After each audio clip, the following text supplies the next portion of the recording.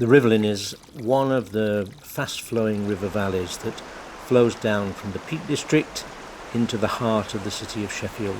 In its heyday, it was supporting 21 water mills in a 3-mile stretch. And those mills were producing a whole range of things.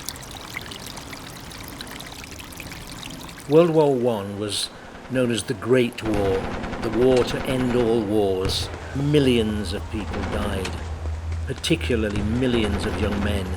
And there was hardly anybody who didn't have a relative who had died in the conflict. When those young men that survived managed to come back, many of them to Sheffield, of course, they were shattered and suffering, many of them, from what we now would call post-traumatic stress disorder. So the link between the landscape that they knew as young men and the creativity that they were able to sustain within the trenches actually really was very significant when they came to the end of the war, returned home, had many of their friends missing, and had really probably no real sense of purpose anymore.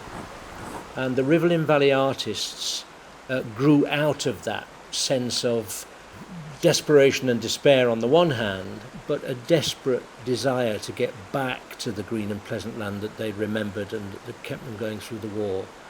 And for the next 4 or 5 years, it seems that a growing number of artists, maybe 10 or a dozen, painted in a very kind of loose alliance. It wasn't a club, they weren't all living together, but they painted just as comrades.